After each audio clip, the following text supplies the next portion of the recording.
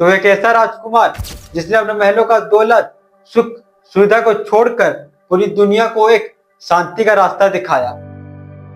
आज 2500 साल बाद भी करोड़ों लोग उनके बताए मार्ग पर चलते हैं, लेकिन आखिर कौन थे महात्मा बुद्ध? उन्होंने राजपाट क्यों छोड़ा और कैसे वे दुनिया के सबसे महान आध्यात्मिक गुरुओं में से एक बने? तो आइए जानते हैं महात्मा बुद्ध की पूरी कहानी। Watching full video. तो हेलो फ्रेंड्स, मेरा नाम है वर्मा और स्वागत है आपका मेरे एक और न्यू वीडियो पे। चलिए वीडियो स्टार्ट करते हैं। जन्म। तो महात्मा बुद्ध का जन्म लगभग 563 ईसा पूर्व में लुम्बिनी में हुआ था, जो आज के नेपाल में स्थित है। उनके बचपन का नाम सिद्धार्थ गौतम था। उनके पिता का नाम था राजा शुद्धोधन, जो शक्य गणराज के राजा थे। उनकी माता थी रानी महामाया। कहा जाता है कि रानी महामाया ने एक रात सपने में देखा कि उनके गर्भ में एक सफेद हाथी प्रवेश कर रहा है। उस समय के विद्वानों ने इसका अर्थ बताया कि उनके घर एक महान बालक जन्म लेगा, लेकिन जन्म के केवल 7 दिन बाद ही उनकी माता का निधन हो गया। इसके बाद उनका पालन पोषण उनकी मौसी महाप्रजापति गौतमी ने किया। भविष्यवाणी।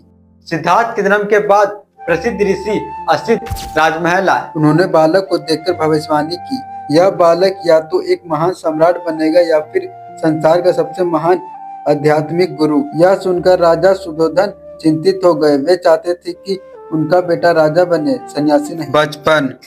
सिद्धार्थ बचपन से ही बहुत शांत, दयालु और बुद्धिमान थे। एक बार उनके चचेरे भाई देवदत्त ने एक हंस को तीर मार दिया।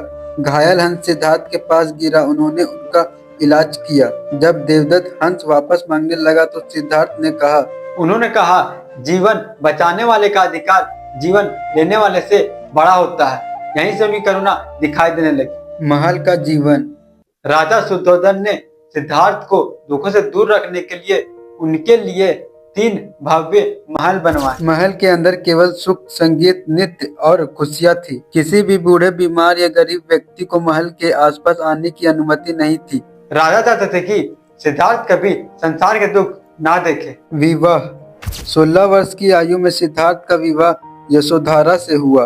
कुछ वर्षों बाद उनके घर एक पुत्र का जन्म हुआ, जिसका नाम राहुल रखा गया। बाहर से उनका जीवन बिल्कुल परिपूर्ण दिखाई देता था, लेकिन अंदर ही अंदर उनका मन में कई प्रश्न उठ रहे थे। क्या जीवन केवल सुखों का नाम है? 4 दृश्य। एक दिन सिद्धार्थ पहली बार महल से बाहर निकले। यहीं उन्होंने जीवन बदल देने वाले 4 दृश्य देखे।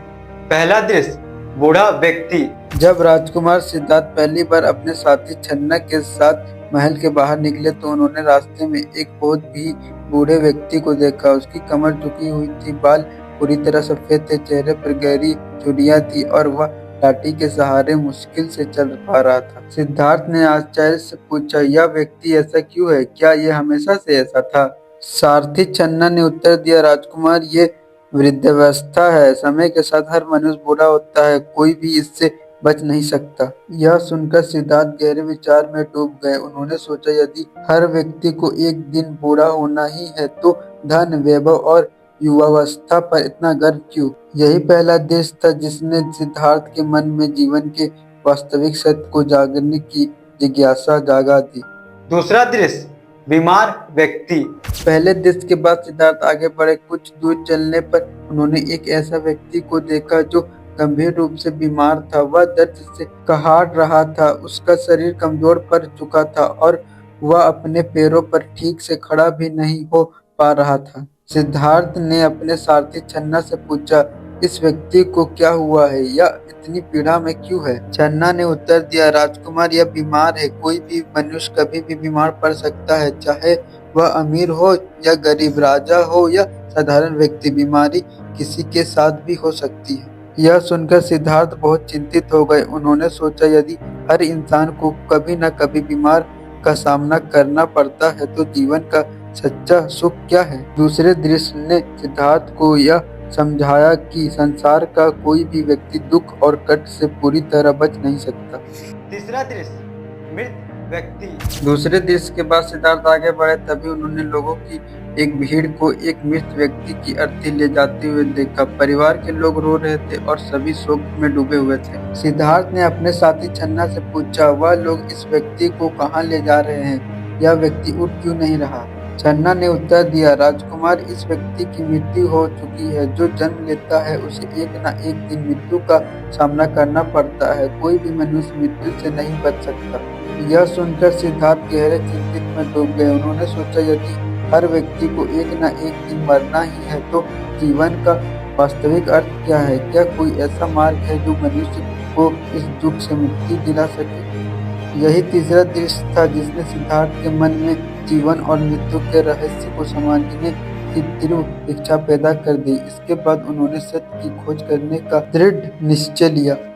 और लास्ट चौथा दृश्य, सन्यासी। तीसरे दृश्य के बाद सिद्धार्थ आगे बढ़े। तभी उन्होंने एक सन्यासी को देखा। उसके पास न धन था, न महल और न ही कोई भौतिक सुख सुविधा। फिर भी उसके चेहरे पर गहरी शांति, संतोष और आत्मविश्वास झलक रहा था। सिद्धार्थ ने अपने साथी छन्ना से पूछा, यह व्यक्ति कौन है? इसके पास कुछ भी नहीं है, फिर भी यह इतना शांत और प्रसन्न क्यों दिखाई देता है? छन्ना ने उत्तर दिया, राजकुमार, यह एक सन्यासी है। इससे संसार के मोह माया और लालच का त्याग कर सत्य और ज्ञान की खोज का मार्ग चुना है। यह सुनकर सिद्धार्थ के मन में एक नया विचार जन्मा। उन्होंने सोचा, यदि सत्य की खोज में मनुष्य को एक ऐसा सुख और शांति मिल सकता है तो मुझे भी इस मार्ग पर चलना चाहिए। यही चौथा दृश्य सिद्धार्थ के जीवन का सबसे निर्णायक मोड़ बना। इसके बाद उन्होंने निश्चय किया कि वे जीवन के वास्तविक सत्य की खोज करेंगे और समस्त मानव जाति के दुखों का समाधान ढूंढेंगे। महाविनिष्क्रमण महल त्याग। 29 साल की आयु में सिद्धार्थ ने एक कठिन फैसला लिया। एक रात उन्होंने सोती हुई पत्नी और छोटे पुत्र को अंतिम बार देखा। फिर अपने प्रिय घोड़े कंथक और साथी छन्ना के साथ महल छोड़ दिया।